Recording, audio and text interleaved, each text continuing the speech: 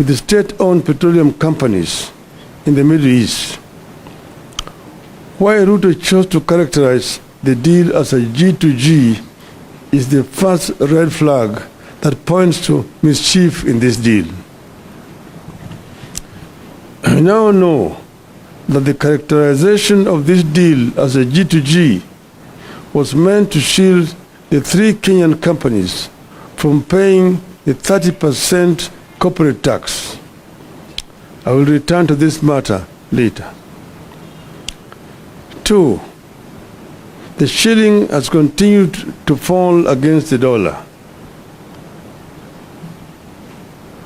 The cost of oil has not come down since the deal was signed. 4. The scarcity of the dollar has continued. 5.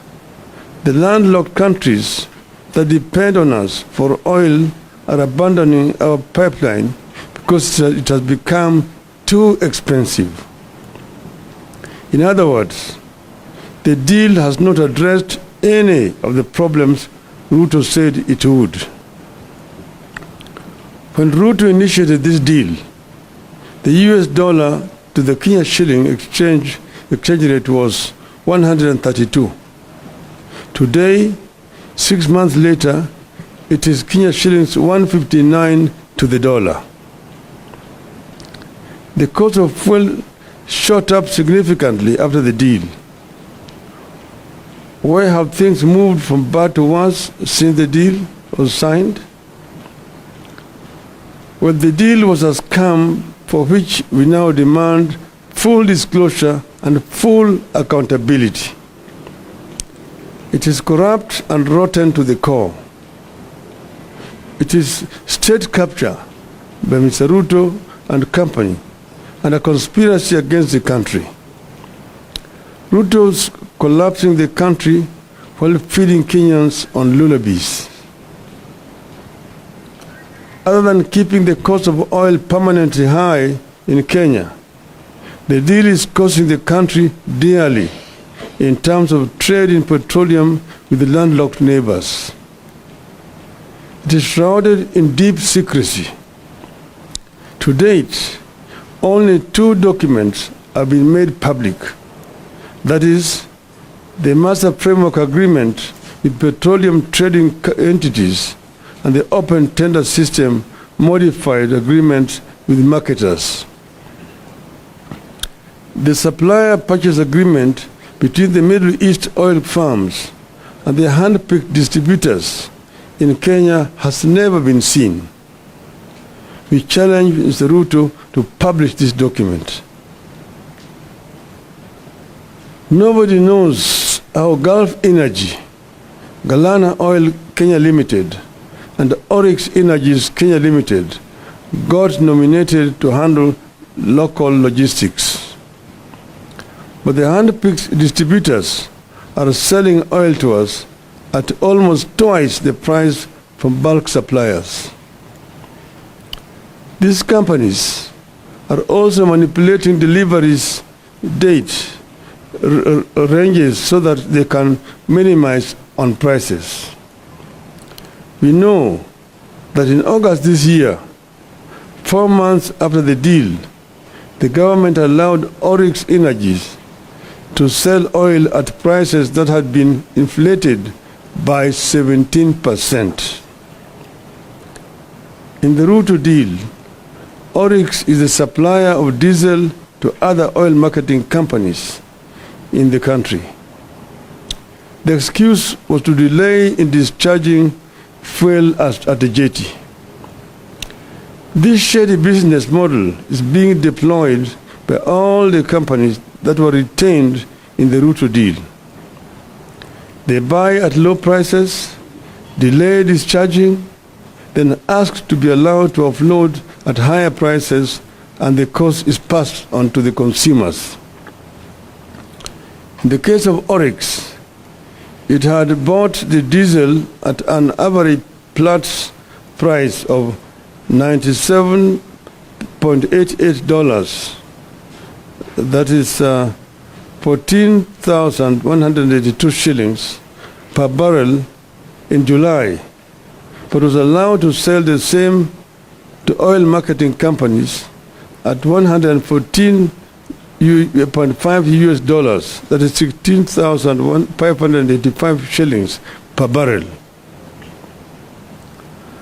Some of the companies charging the higher prices deliver more cargo than they were contracted to deliver, forcing Kenyans to buy more of the oil whose prices are inflated, hence the permanent high prices of petroleum products. The ministry is changing billing month to allow the oil firms to quote higher prices. For instance, cargo that was bought in July when the price was low is allowed to quote higher August prices and pass the burden to the consumer. The deal that Ruto hailed as phenomenal has resulted in high landed costs as a result of structuring of the contract. The faults include the double counting of some cost elements and fixed freighted premium, which sometimes are higher by up to $50 per metric ton. The cost is passed on to the consumers. It also lacks flexibility, which further exacerbates the pricing model. Uganda has announced that it will no longer purchase petroleum products from Kenya because middlemen have inflated prices by up to 59%, imposing too high a cost on consumers. The exact same scenario is prevailing here. The middlemen President Museveni is talking about are Kenya government officials. I repeat, the middlemen President Museveni is talking about are Kenya government officials. The deal has interrupted supply. Gulf Energy, which manages up to 50% of government importation, has been experiencing serious challenges securing letters of credit. This is because the single bank that was picked to provide the letter of credit is struggling with big bad loans. Consequently, there is delay for clearance of importers to offload oil. Ships are queuing at sea for up to 18 days, awaiting a confirmation of letter of credit in order to discharge, while the Kenya Pipeline Company goes without operations for days because there is nothing to process. Then the companies incur demurrage, which is transferred to the consumer. Under the open tender system, that's the old system, demurrage costs are 45,000 US dollars per day for the biggest tanker docking at the port of Mombasa, and $31,000 per day for the second biggest vessel.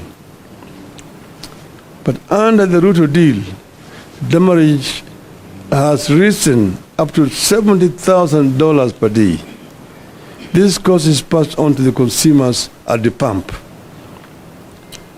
You will have noticed that Tanzania recently reduced the cost of petroleum products from 1st of November, while Kenyans remain the same or just marginally changed. Tanzania said it was reducing prices because of decrease in the world oil prices by an average of 5.68%, while premiums for importation of petroleum products had decreased by an average of 13% for super petrol, also known as premium motor gasoline or premium motor spirit, and 25% for automotive gas oil or diesel. We will not hear that story here because of the corrupt dealings written into the Ruto deal. As ships accumulate extra charges on the high seas, the money sits in an escrow account in a local bank where it earns interest. It remains unclear who the beneficiaries of the crude interest is. This deal has led to high cost of oil products sourced through the Northern Corridor transit route, that's Kenya route. The freight and premium rates for the May 2023 cargoes were higher in the Northern Corridor by 61% compared to the Central Corridor. Northern Corridor is the running Mombasa, Nairobi, Malaba, Kampala, and to DRC. The Central Corridor, the one that comes from Dar es Salaam all the way to Rwanda, Uganda, and DRC. That rise in freight and premium is reflected at the pump. That is what has pushed Uganda and other forward markets like South Sudan, Eastern DRC, Rwanda, and Burundi to consider importing goods through the Central Corridor or Tanzania route. Uganda is shifting to the Central Corridor, meaning that they are going to be using the port of Dar es Salaam or Tanga rather than Mombasa. The volume it ferries via Kenya pipeline has dropped by 52% from 70%. So other than making petroleum products ever more costly, the deal is going to kill the Kenya Pipeline Company as soon as this year. You need to know that it is the Ugandan market that earns the Kenya Pipeline Company foreign exchange. The transit volumes account for 51% of Kenya Pipeline Company's revenue, which stands at an average of 2.6 billion shillings per month. When the company loses in the volume transported, it results in higher tariffs, which is transferred to the local consumer in terms of higher cost of petroleum products. A 10% reduction in the transit volumes would result in a 5% increase in tariffs, which is reflected at the pumps in terms of cost of fuel. The change of route by landlocked trading partners will force a number of Kenyan oil marketing companies and logistic firms to close shop. Of course, this leads to job losses, loss of foreign exchange, loss of revenue for the country as a result of KPC losing transit share. Ideally, Kenya should have provided a pipeline and storage capacity allocation for Uganda market. Kenya should also have allowed the direct participation of the Uganda oil marketers in sourcing petroleum products through the Northern Corridor route. But because corruption was written into the deal, the Ruto administration could not allow neighbors in fear of exposure. Consequently, the KPC is set to lose substantial business to Tanzania. Uganda's shift to the Central Corridor will most certainly influence Rwanda, Eastern Democratic Republic of Congo, and South Sudan. As KPC loses business, it will charge more for its product to stay afloat, hence the ever-rising cost of petroleum products. The deal only ended up creating irregular supplies and higher prices. Open tender system allowed for competitive sourcing of fuel. Monopolistic tendencies for purposes of maximizing profit goes against the demand for efficiency and the need for lower prices. It is going to drive a number of oil marketing firms out of business, leading to job losses and loss of revenue for the government. The deal that Ruto signed with the oil companies has excessively high freights and premiums compared to those witnessed in the open tender systems. They are as high as an additional $50 per metric ton.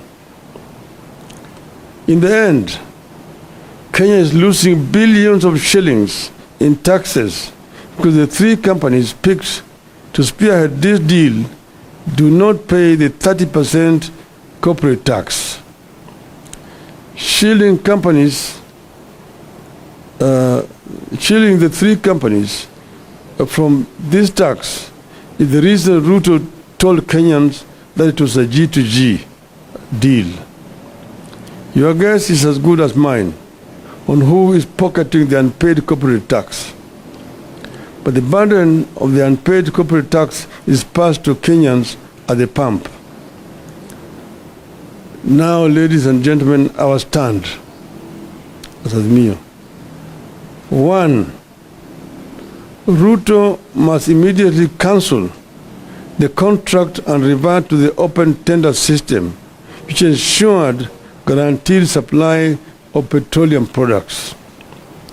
It has assigned responsibility to various players as opposed to the so-called G2G that is making Kenyans depend on inefficient and corrupt players. The open tender system was efficient, accountable, and competitive, and offered prices commensurate with international pricing model. 2. The Ethics and Anti-Corruption Commission needs to move in, not to sanitize, but to get to the bottom of how and why we got into this deal and who is benefiting from it. 3. The men and women who came up with this self-serving deal must be surcharged and sacked. 4. The government must restore taxes to 8% from the 16% that came with the Finance Act. 5. The government must make public the so-called MOU between Kenya and Saudi Arabia and the United Arab Emirates. 6. The Ministry of Energy and Petroleum must make public the deal is signed with oil companies. 7. The Ministry of Energy and Petroleum must make public the supplier purchase agreement it signed with the oil companies. 8. The EACC and the Director of Criminal Investigations must investigate the tax compliance status and pricing model with the 3 oil companies. 9. We need a comprehensive brief on what the move by Uganda to pursue much of its petroleum needs through the Tanzanian Central Corridor means to our country, especially to the future of the Kenya Pipeline Company. End of statement. Thank you.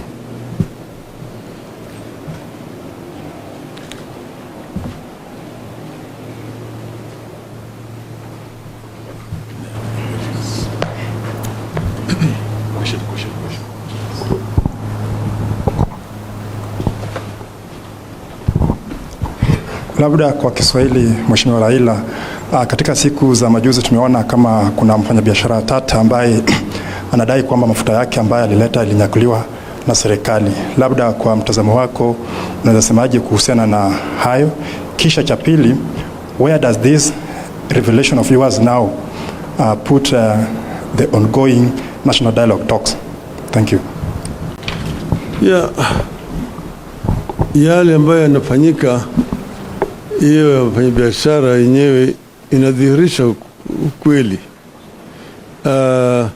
Yale ni wale watu ambaye wametupautiana pamoja. Sasa mwingine anasema huyu hii shehena ni yangu, mwingine anasema hii shehena ni yangu. Wale pamoja. Hata wewe mwenyewe unaweza kushangaa yale ambayo yanafanyika. Mbona kama kuna shida mtu anashikwa usiku anafungwa macho? Kwa sababu gani? Kama jamaa hajaiba, hajafanya chochote, kama hata yeye ni mwizi, mbona ashikwe mchana na apeleke mahakamani?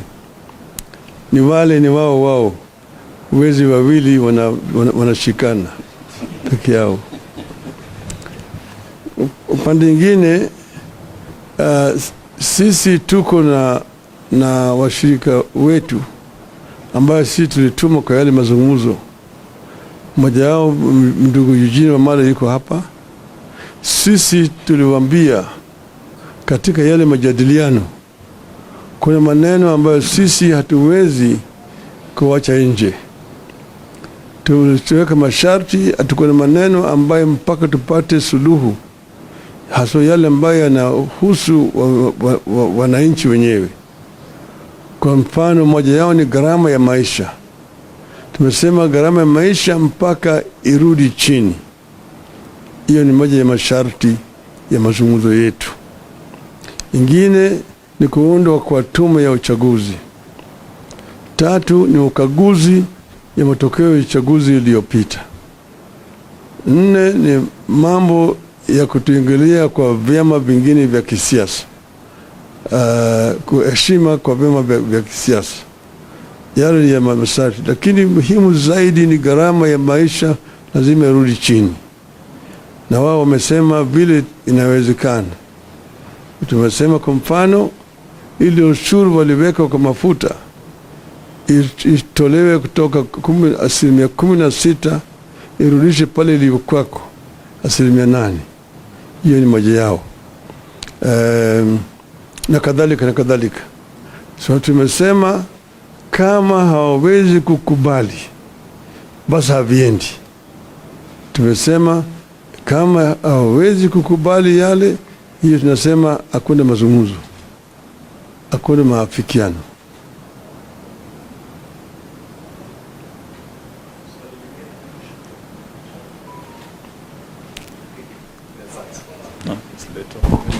Over the weekend, you alluded that the inflation of prices on petroleum, on fuel was about 30 shillings.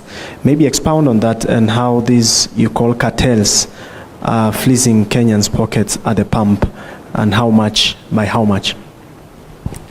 No, I mentioned the other time, and you're going to find it in the statement that I've just read there, how prices are being inflated and then passed on to the consumer. I mentioned, for example, you'll find that you're being charged 217 shillings, but actual price would be 187 shillings. Now, where we are not sure is how that 30 shillings is being distributed, who is the beneficiary. But I've also explained to you how the whole of this process was conceived, how it was then executed, and how it is actually hurting the consumer down here. You'll find, for example, that ships are taking very long. They're waiting when letters of credit have not been confirmed, incurring demurrage charges. The demurrage charges themselves have also been increased. It used to be $45, $1,000 per day. It is now $70,000 under this deal. And all that is being passed on to the consumer. So what is happening here is a complete rip-off. People are paying for air, and these people are very happy with this.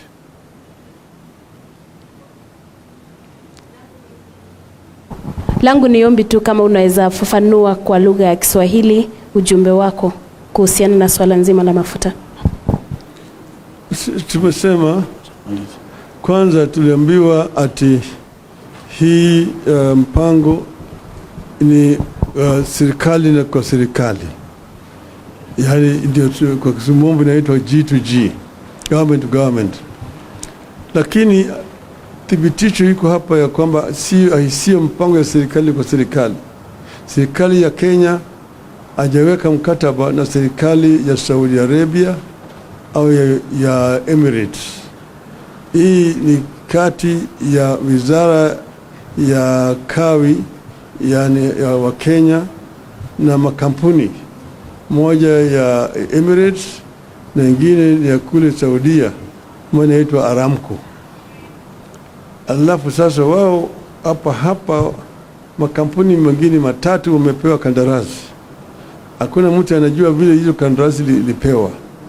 Manake zamani kulikuwa na kitu ambacho inaitwa open tender system. Mimi kama nimeshakuwa waziri wa kawi wakati mwingine, chini yangu tulikuwa tunafanya makampuni yote ya kuuza mafuta walikuwa wanakubaliwa kushiriki kwenye tenda. Kufanya tenda, alafu unachukua yule ambaye kuna bei ya chini zaidi. Sasa hiyo kampuni ndio inapewa ruhusa ya kwenda kuleta mafuta na kuwauzia wale makampuni zingine hapa. Ikifika tena baada ya miezi mitatu, hiyo tenda nyingine inafanyika namna hiyo. Lakini sasa hiyo imetolewa. Sasa serikali ndio inanunua kutoka katika hizo makampuni mawili ya Saudia na ya Emirates, alafu inakuja kuuzia watu hapa. Lakini hata hakuna ubaya na hiyo.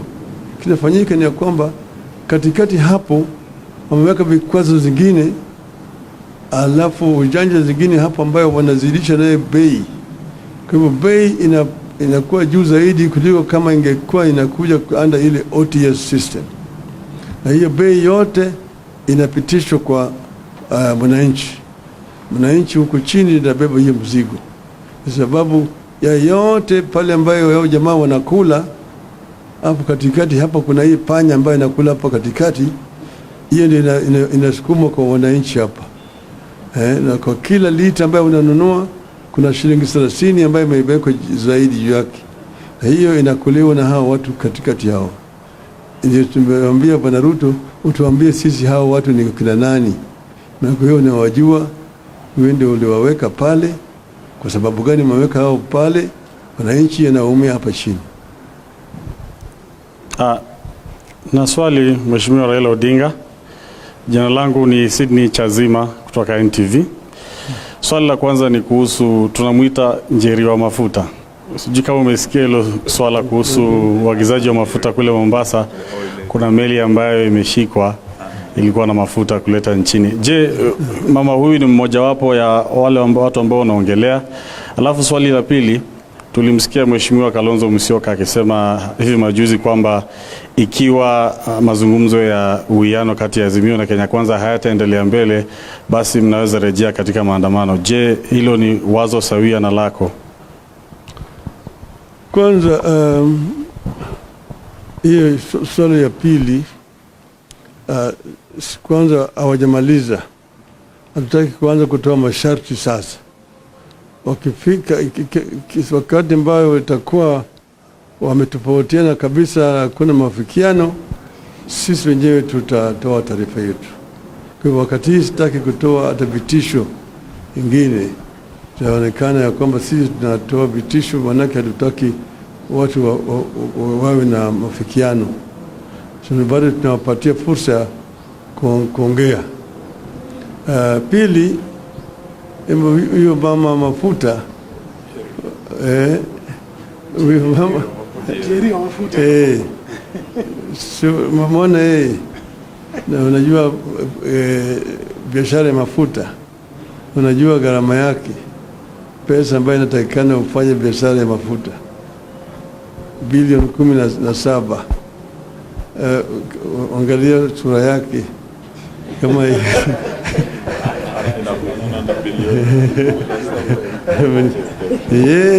au wanawakilisha watu wengine. Sasa wale ambao wanawakilisha ndio tunataka kujua, maana yake mingi ni kama sarakasi.